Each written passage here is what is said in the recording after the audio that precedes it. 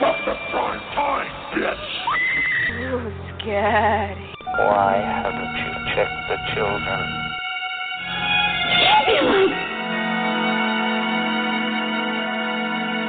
It all began with a scream over 911.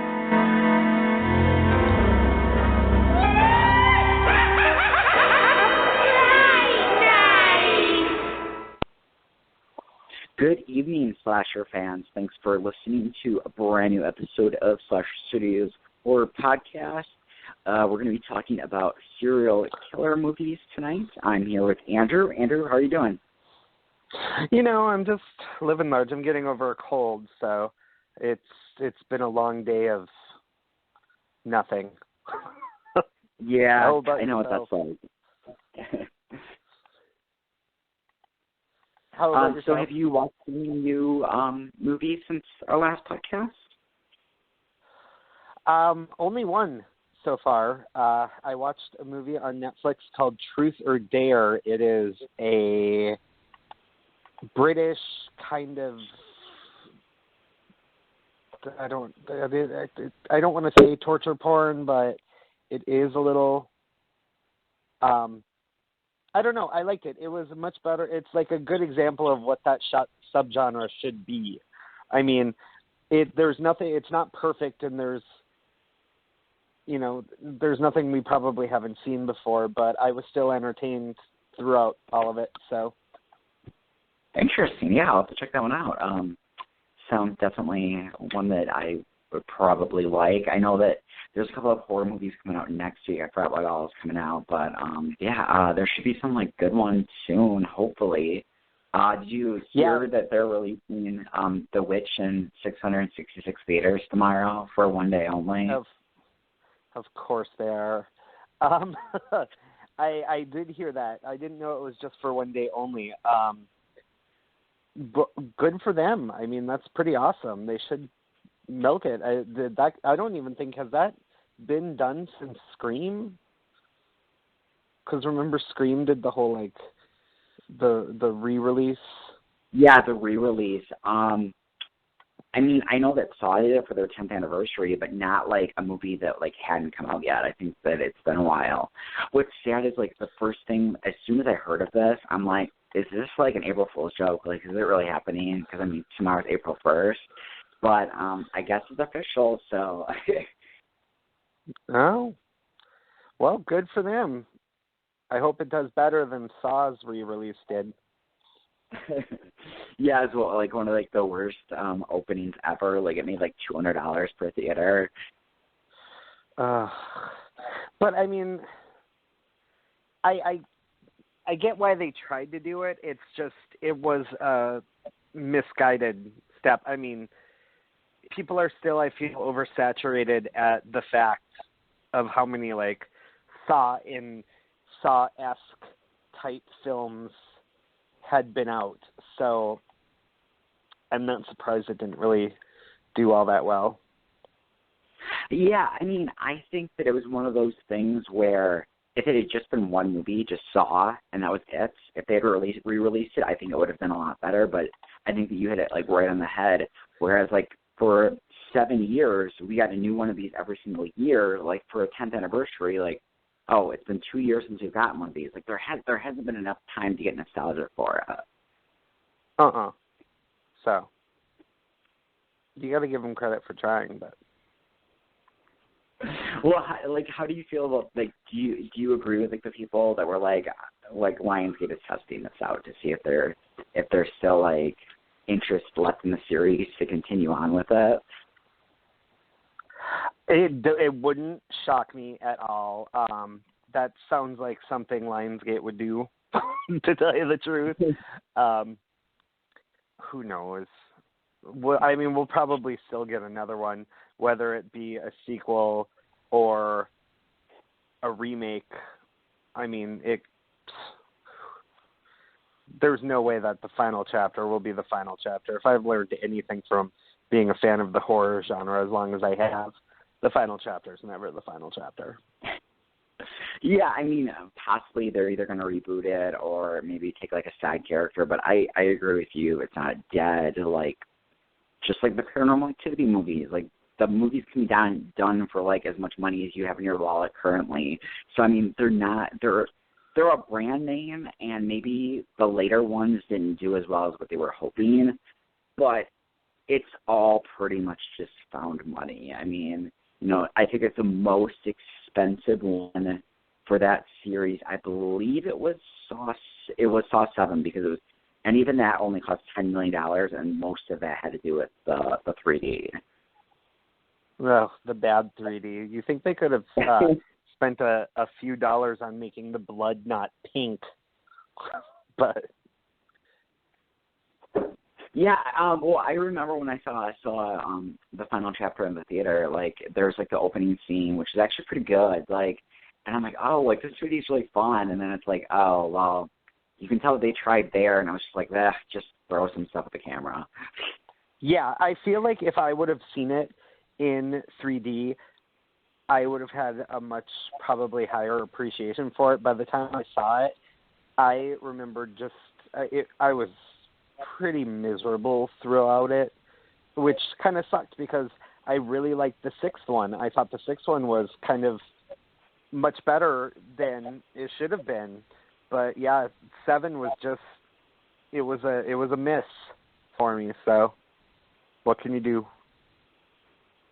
Yeah, I mean, I think 7 is one of those. I mean, I actually like 7. It's one of, I think, one of the better sequels, but I know that I'm pretty much alone in that. Most people are probably, I have a feeling like most fans, if you were to ask them to like rank the series, they'd probably have either 7 last or possibly second to last after, with part 5 possibly edging it out. But yeah, I mean, 6 has kind of been in like, that's what I hear for a lot of people. Like 6 is like either the best one since part 2 or part 3. Yeah, and I didn't really like part 3 either. But I loved the idea of 7 with the whole, you know, he faked it to make money and now he's paying for it. It's just the execution, like Friday the 13th part 3, less time on the 3D and more time on the story, and we could have had a much different outcome. Yeah, I'm right there with you. The one thing that I do like about part 7 is I think that it really kind of taps in, like what you said, is kind of like the media self-awareness. I mean, it starts out with this public trap, and literally, like, no one's getting help. Like, everyone's on their phone trying to get, like, the best angle possible to get, like, and I wish that they had kind of focused on that, and also, like, this guy that's, like, made money off of this. If they kind of dealt with that kind of, like, that media horror aspect of horror, I think that it would have been a much more interesting sequel. Absolutely. And I mean, quite frankly, it kind of hit the nail on the head because nowadays everybody is more quick to record something than to step in, not just for A, public record, but B, you step in to break up a fight and you accidentally hurt someone or somebody gets hurt, they sue you. Everybody gets sued. It's this odd, very sad state of America, but they'll sue you for everything. So I really just don't blame you, or don't blame people for that kind of stuff. It's bad as it is. Like, yeah, I mean, you really can't win either way. I mean, people are going to be pissed off. You know, we talked about this on our show before, like, you know, with kind of the advent of social media, everyone's kind of become that, like, you know, how can I be offended by this? Or, you know, you hurt my feelings. And I mean, sometimes that's rational. Much of the time, it isn't. No. Yeah, most of the time, sadly, it's not. It's just it's the new cry wolf. I believe I've said that many a times before, but I still stand by. It's basically 2016 it's no longer the boy who cried wolf. It's the boy who was offended. Yeah, it's really interesting because we have kind of like those horror movies and even thrillers that are very much ahead of their time with stuff like this. I mean, if we were to go back, God, 16 years, I can't believe it's been this long since this movie came out, but I think a really underrated kind of diamond in the rough movie, and I'll just talk about this for a second before we get into our podcast, but it's the movie Gossip, which never really kind of got any attention, even though it had like an A-list cast. I just think it was bad timing. It was right after Columbine. But this kind of idea of someone's going to start a story, and that's going to kind of multiply on top of that. Like, that's one of the few movies that if they remade that idea and made it into social media, I think it would be very, very interesting. I actually really kind of like Gossip. It is kind of hard to watch because everyone is extremely unlikable in the film. But I mean, I remember I still have the soundtrack and I listen to it a lot. And I mean, there's a lot of very silly stuff like the beginning where she's like, "Who comes to a party in the meatpacking district in a town car?" And I'm like, anyone who has money in New York. Like, it's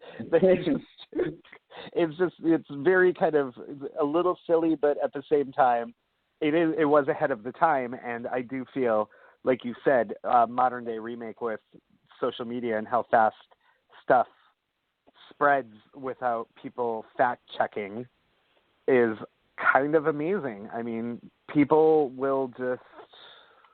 they'll see something and they'll just run with it, even if it's like a satire. So it's...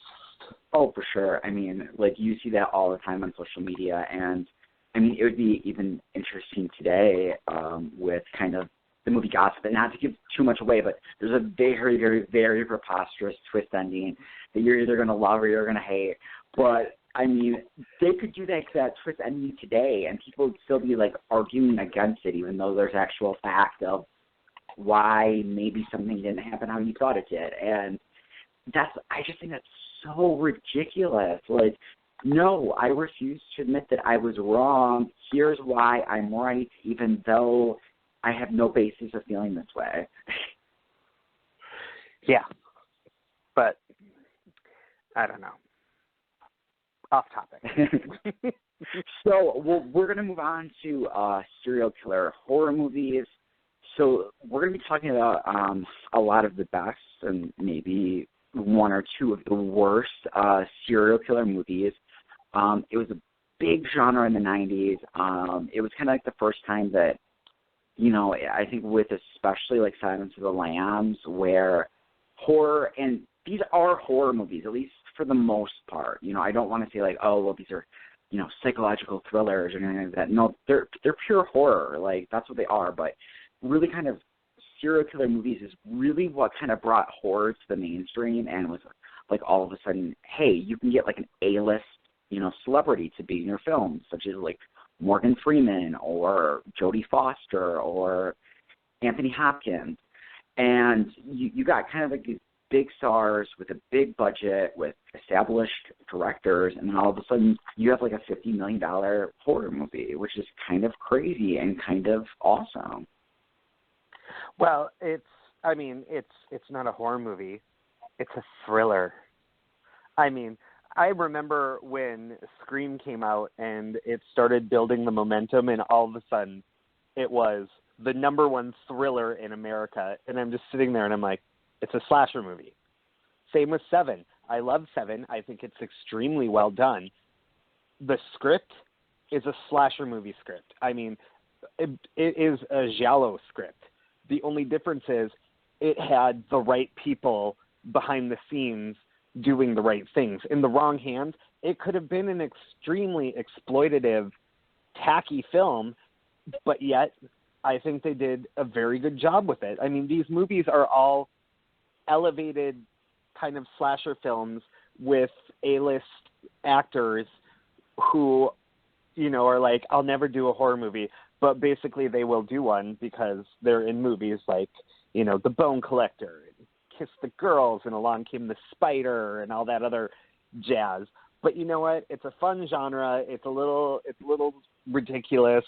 I have a handful on my list that are, you know, good tries, but not all the way, or, you know, ones where it's just kind of guilty pleasures and whatnot, even though I don't believe in guilty pleasures, but these ones I would always be like, well, I kind of like it. Yeah, I think that you're definitely right. I mean, there's movies on my list too where I'm like, well, especially kind of, I mean, with the 90s, it was very much kind of a regurgitation throughout the years where, all of a sudden, you would have like a movie like, Kiss the Girls with Ashley Judd, and then all of a sudden, like a couple years later, you'd have like the exact same movie starring somebody else, and you'd just be like, okay, well, this is Kiss the Girls, but with this other actress, and like that happened a lot, especially in the late 90s, like kind of after it was kind of like right around the Scream period where, and you're right, like I remember those like TV spots, like the new Thriller from Wes Craven, like, and it's just, no, it's a horror movie. They were so afraid to call it a horror movie.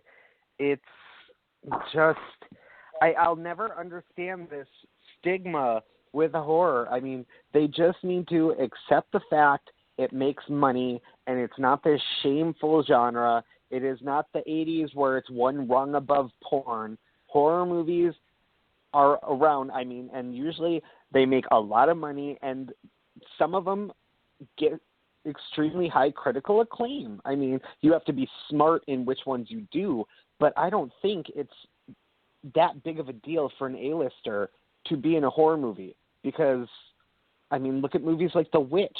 That was a huge movie, and I'm sure all of those people that are in that film are now going to be doing a lot more work. In fact, I was just reading an article about how the lead girl is going to be in one of the new X-Men movies as one of the main actors. And I'm just sitting there like, good for her. She deserves it. And the girl from It Follows is now playing the president's daughter in Independence Day 2, which is a little ridiculous because I still love Mae Whitman, but I'm happy for her to get some good. They poo-poo the genre all they want, but that's where you really cut your teeth. Those movies are demanding. They're hard to film, and you really can see what an actor is made of. Sometimes not in the best way, but yeah, I think it's really crazy. And talking about these serial killer films, you mentioned like It Follows, like that, and just really like horror movies don't necessarily have that stigma. I think there's still kind of this stereotype that like, oh, critics hate horror movies. I'm like, no, not really. Of the last couple of years, some of the best reviewed movies of the year have been horror movies, whether it's It Follows or The Babadook or Housebound or the list goes on and on and on. Goodnight Mommy. Like, honestly, with most of these films, it seems like the critics like them more than the audiences themselves. But that's kind of a show for like another day. But so jumping right into our list, is there one in particular that you'd like to talk about first? Well, quite frankly, one that's probably on both of our lists is Seven. Yes, it is on my list. Yes. That is one of the quintessential, like, dark serial killer movies. It's right up there with Silence of the Lambs, beautifully shot, it's well acted, it's horrifying without being extremely gross. Some of the more nasty murders aren't even shown and the aftermath isn't shown, but just the hints of what happened, I'm looking at the Lust murder, is enough to make you really kind of cringe on the inside. It's not a happy film. It is a very dour, depressing film, but it's a great film nonetheless. Yeah, I completely agree with you. I think Seven is very much a movie of its time. I cannot even imagine a movie like Seven being made today by a major studio saying, hey, like, release this as it is. Like, doesn't matter that it's completely depressing. And not only that, but, like, to hide the identity of one of the killer and everything, like, that would never happen today. People would probably know it by the actor's first day on set. And, there's just so much about that movie that, like, it did everything right. Like, it kind of checked all the right boxes. And you had this movie that came out in 1995 that ended up making $100 million, whereas today, I wouldn't even be 100% sure if it would even go wide just because of how dark and depressing it is. And people would be opening weekend just say, like, it was so depressing or it was so boring. Like, I didn't like it. But or Christians would boycott it or call for protests, and the studio would fold because it promotes religion in a negative light or something. Again, the perils of the internet. Although I will say, the major studio in 1995, it was 95, right? 94? Anyways. 7. Oh, yeah, it was September 95. Okay. The New Line Studio wanted to change the ending to a happier ending, and the entire cast was like, we're walking. Like, if you do that, we're all off, because that was one of the main selling points. So it also goes to show the power of the actors. If they're passionate enough about a script, the studio will not change it. But I feel like a lot of them don't feel they have that kind of power. Well, and I think it's interesting, too, and I'm glad that you brought this up, but you mentioned how in the wrong hands, 7 would be, pure exploitation, and it'd be trashy, and it would be just disgusting. What I find so fascinating about that is the fact that the same day 7 opened, there was another movie that came out that was very exploitation-wise, and it was trashy. And it's very funny in the fact that 7 opened the same day as Showgirls. Oh, but Showgirls has made its mark for a completely different way, but oh god, it's one of the best. Well, like what a time! Like, can you imagine, like, today? Oh, this weekend, also got screwed because it got slapped in NC-17. Yep. I mean that no matter what they say, that definitely hurt it. But in all honesty, I would say it's up there with Rocky Horror as like a midnight movie cult classic. People just love it, myself included. Yeah, it's hysterical. It's one of those things where I think what? It's hysterical. Hello? I again have the soundtrack on my iPod. I mean, it's I can do most of the dances. It's one of those things where, like, it's really funny that it kind of finally got an audience, but I would want to talk to somebody in 1995 at MGM that thought it was a good idea to spend $40 million in this movie. But the thing of it is, they were just coming off of Basic Instinct being this huge hit. They thought it was going to be a runaway success just like it. But sadly, it wasn't. Well, what they should have done is, because Basic Instinct came out in 92. 93, a movie that came out that was really awful, but it was Sliver, and they should have looked at the grosses of that and been like, no, we're not making this movie. But at the same time, I own Showgirls on Blu-ray, and it is a guilty pleasure of mine as well. Oh, hell yeah. I mean, if anything, it's for the unintentional and intentional campy performances. Gina Gershon is one of my hands-down favorite people in the film industry because of how much she relished that role of Crystal Connors. She will never do wrong in my eyes. I need to watch that Versace movie she did for Lifetime, because even that just sounds amazing.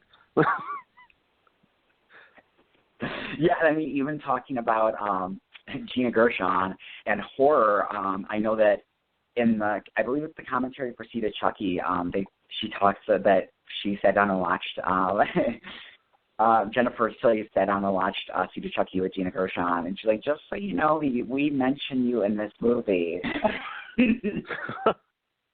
Well, I mean, who cares? Watching Crystal Lake Memories, Gina Gershon was almost Tina in Friday the 13th Part 5, The New Blood. I think they didn't think she was endowed enough.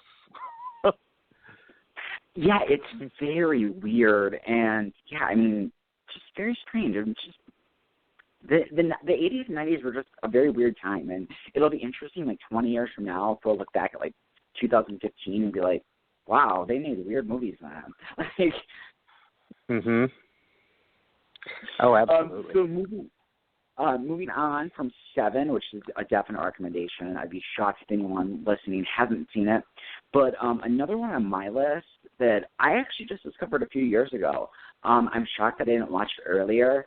And that's Dress to Kill. And Dress to Kill is kind of one of these movies that it's part giallo style. I mean, very much with the murders. It's part slasher. It's part psychological, and it's definitely also a serial killer movie where it plays very much homage to Psycho, with kind of following around one character, and then that character is taken out by the end of the first act, and then we're following somebody else. This movie is just perfection from beginning to end. It's gorgeously shot. It's really well acted. If I were to say, like, my favorite Nancy Allen performance, I would definitely say her as the prostitute in Dress to Kill. She's just having fun and just relishing this role because she's got really good dialogue. She's the main character, but she's not, that, goody two-shoes, hooker with the heart of gold. She's not that person, and it's just a really good movie. And if you guys haven't checked it out, I would say, if you mainly just like slashers, you'll like it just for that, because the deaths, there's not a lot of them, but they're well executed and they're suspenseful. Absolutely. And it's an utterly beautifully shot film. It's probably De Palma at his perfection. I shelled out for the Criterion Collection because that's one that I know I can watch repeatedly and not get tired of it, just because there's always something new that I catch in it. Yeah, it's really well done, and it's one of those movies, I think that it shows that a slasher can be done artfully and can be done, tastefully. It doesn't have to be pure exploitation, but the bad kind. Dress to Kill, definitely recommend it. What else you got? One that's up there as a very close, it's in my top 5 of the serial killer movies, is Copycat. I feel this one definitely I don't think it was a huge success, even though it should be. Sigourney Weaver plays she plays a criminal psychologist who is almost killed by Harry Connick Jr. and then years later is this agoraphobic recluse in San Francisco, and someone starts killing people in San Francisco, copycatting earlier serial killers like the Boston Strangler and the Hillside Strangler and the Son of Sam. And Holly Hunter is a detective assigned to solve the case, and they're working together. And there's always been something about it. I've always found it extremely good. Maybe it's because I love everyone in the cast. There's little details, like you see the killer in the background in many scenes. And it's very well done. The score is great. It's shot beautifully. I've always loved it. Well, I'm looking at it right now online on Box Office Mojo, and I have a good theory of why it didn't do very well, and that was the fact that it came out 4 weeks after 7. Oh, that's a shame. So I have a feeling that they didn't think that 7 was going to be as big of a hit as what it was, and they were probably thinking that it'd be gone by then. But what's really interesting, the fact that, I don't know how many people out there that know this, but in the very early 90s, New Line Cinema was bought out by Warner Brothers, and Warner Brothers was actually the studio that released Copycat. So they were kind of competing against each other, which is very strange. Or maybe they thought they could just jump on the coattails and ride the success wave. Yeah, and it might have been too. Looking at the release date, that came out the week before Halloween that year, and that year there was a lot of really kind of dark thrillers. Just looking at the top 20, we got movies like To Die For and Never Talk to Strangers, The Usual Suspects, very kind of. I would never imagine that being in a top 10 today. Yeah. But, it was a different time. Theaters got a lot more movies, and it wasn't this, because we're in the era of, it's either a big, huge blockbuster or, 20 screens and video on demand. So it's a different era. I mean, I don't even know if we would have the kind of stuff we had back then. Yeah, I mean, I don't think so. I mean, yeah, it's just, and I mean, there's so many. I mean, my favorite kind of genre other than horror is kind of like dark comedies and movies like To Die For and Freeway, and I mean, we talked about it before, but like House of Yes, like those are movies today that would never, ever, ever get made because it would just be too hard to. They just wouldn't believe that they'd get their money back, and for the most part, they're probably right. I mean, as sad as that is, we kind of live in this kind of day and age where a movie can open on a Friday, and by Friday night, they'll not only have the night's grosses done, but they'll have an estimate for the weekend, and if it flops, they'll pretty much be able to tell you right down to a couple million how much it's going to make total in theaters based on one day. Mhm. But nobody gives anything a chance to grow. Really good. What was that?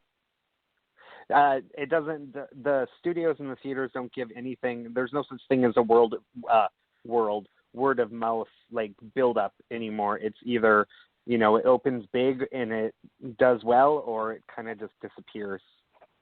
Sad but true. Yeah, you're right. There's really no kind of there's no chance to build word of mouth because movies they just don't stick around. I mean, screens didn't really end up sticking in theaters and getting an audience till the third and fourth week. And today, if that movie were to open, it would have already been gone from 90% of the theaters by the time word of mouth actually hit.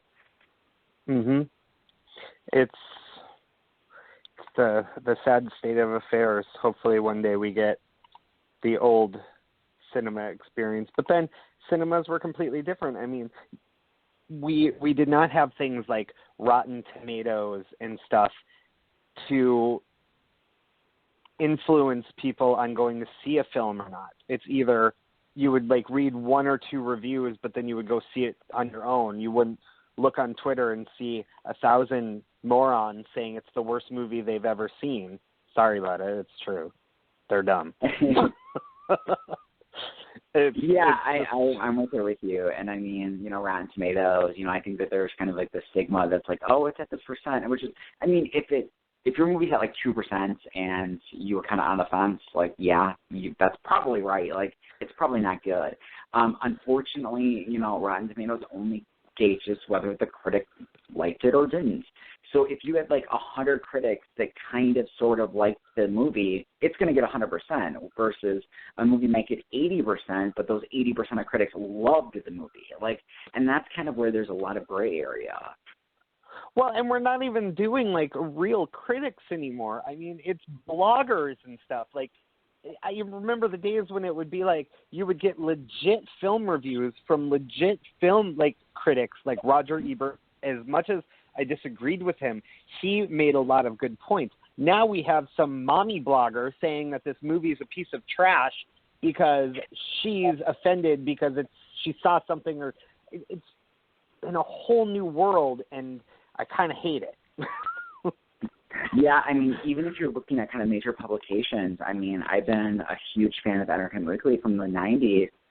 And if you kind of looked at one of those old ones and flipped to the movie section, Owen Gleiberman was their big critic.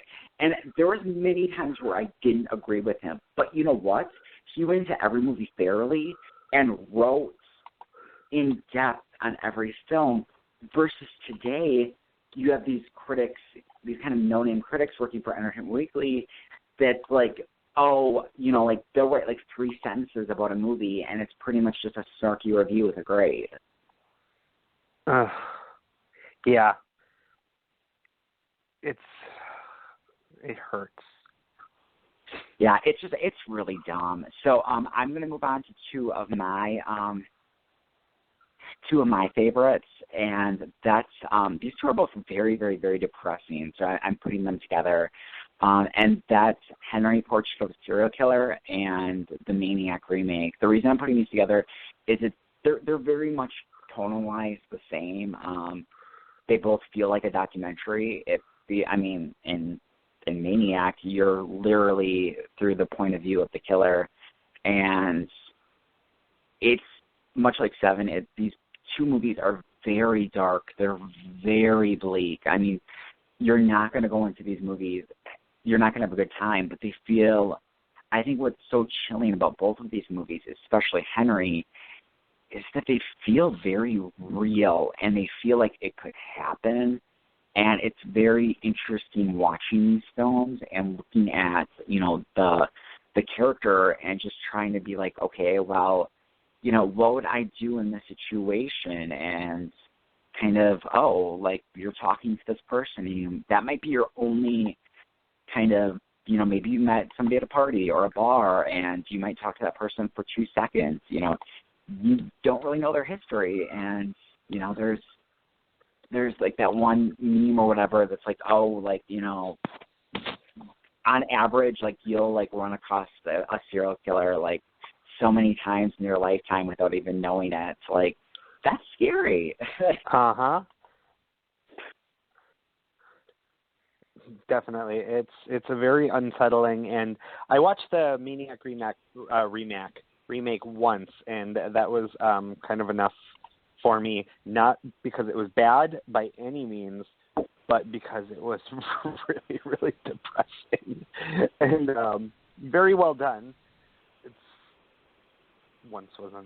Yeah, I mean, the Maniac remake especially is one of those films that's like, it's torture to get through, and I don't mean that in a bad way, because I mean, this is not a movie that should be happy by any means, but you're kind of like this main girl who's very nice and very sweet and very charming, and you're just kind of waiting for the ball to drop because this is not going to end well, and it doesn't end well, and it's been like, I guess like this is how it has to go, but it's sad. I mean, there's nothing wrong with that, but yeah, I'm kind of right there with you. I bought the Blu-ray. I think I've watched it twice. I would probably watch it if somebody else really wanted to watch it, but for the most part, it's probably just going to sit there on my shelf. Yeah, same. I don't have another, aside from one of the big ones, we can't do a podcast on serial killer movies and not bring up Silence of the Lambs and the TV show Hannibal. The only thing is there's nothing that we could say about it that hasn't been said already. They're just, Silence of the Lambs is amazing. Hannibal may not be everybody's cup of tea, the TV series. It's very dark and very slow. I think it's beautiful. Some people find it boring. It just depends on what you're in the mood for that day. But, I mean, those are two examples of the serial killer, like crime drama thrillers that are way up there. I mean, Buffalo Bill is a horrifying villain. Hannibal Lecter is terrifying as well. They could have easily been slashers. Yeah. Oh, yeah, I completely agree with you. Fantastic. Like, both are just fantastic, and they have characters reacting believably in believable situations, which that sounds like that'd be something very easy to do. It's a movie that a lot of people, a lot of filmmakers get wrong. I mean, we talked, just last week on our show with Sarah Michelle Gellar, and I Know What You Last Summer, where it's like, oh, come on, like, why would you do that? Some of these movies, especially movies like Seven and Silence of the Lambs, you characters are put in situations where you're like, I don't know what I would do, because there really is no kind of right or wrong answer. Mm-mm. No, it's a completely different playing field, I would think, because it's more of a gray area, because in like the slasher movies, they're being pursued by somebody who they know is going to kill them, whereas a lot of these other ones, they don't know I would say they don't know the level of danger they're in until they're already too late into it, and that's part of the reason why I like them, even when they're not that good. I mean, I've got a list of, there's Don't Say a Word, Kiss the Girls, The Bone Collectors, Mind Hunters. Not good movies by any stretch, but they're extremely entertaining for me. even like trashier ones, like 88 Minutes and I Know Who Killed Me, horrible movies, but for some reason I will watch them and I find them entertaining. So it's another genre where it's right up there with slashers for me, where I have no problem watching them because I'm usually intrigued by it, because I like murder mysteries because I feel like slasher movies are inherently murder mysteries as well. They're just a lot more action-packed.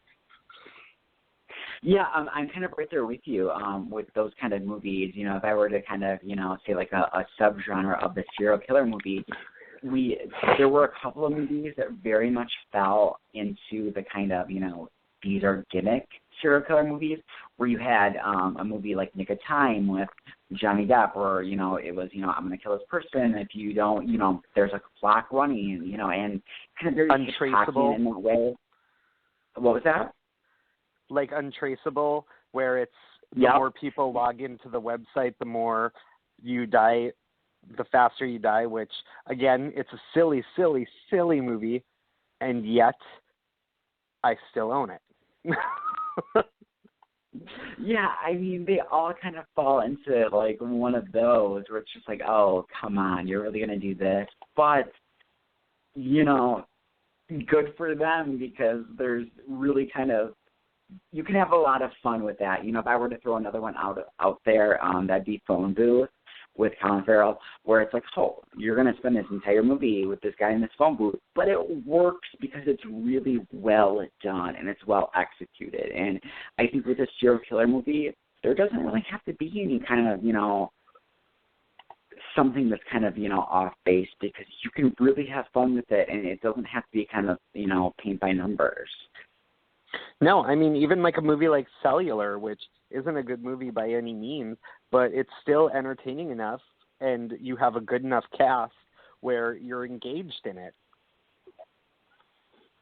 Yeah, I mean, if we were to kind of throw movies out there, one recent one that's very much like, oh my God, I can't even believe this wasn't a 90s horror movie, but the movie The Call with Halle Berry, where, oh my God, it's yes. so gimmicky. What was that? I said, oh my God, yes. Like, it's so gimmicky, and it's so preposterous, and for this to work, everything would have to happen at exactly the right time. It doesn't matter, though, because we're involved with the characters, even when things get wildly out of proportion in kind of the final act. It doesn't matter because we're having fun, and yeah, give us more trashy thrillers like that. Good ones, bad ones, doesn't matter. At least there's something different.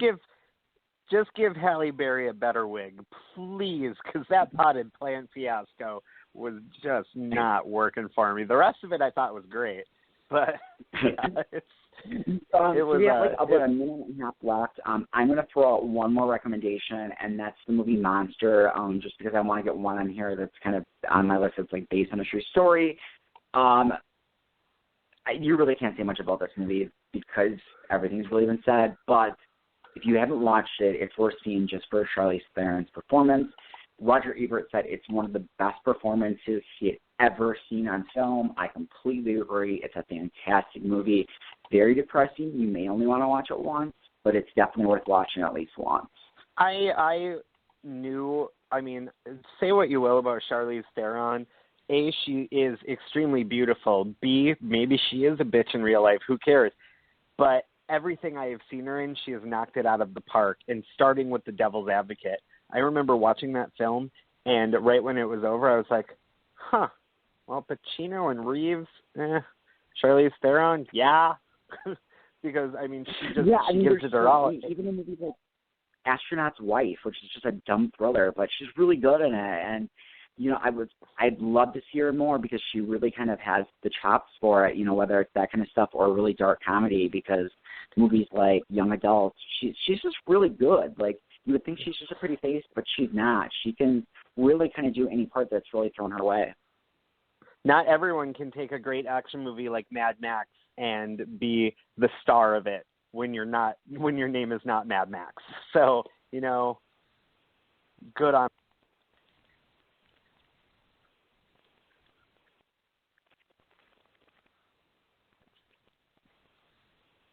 Let me get a McPick 2. Listen up. McDonald's McPick 2 menu has a fresh new look. Now choose any 2 hot and tasty classics for just $5. Mix and match, share and savor. 2 for $5, name your flavor. Grab a friend today and pick your faves. Let me get a McPick 2. Choose from a Big Mac or Filet-O-Fish sandwich, 10-piece chicken McNuggets, a sausage McMuffin with egg, or large fries. Pick any 2 for just $5 at McDonald's. Prices and participation vary.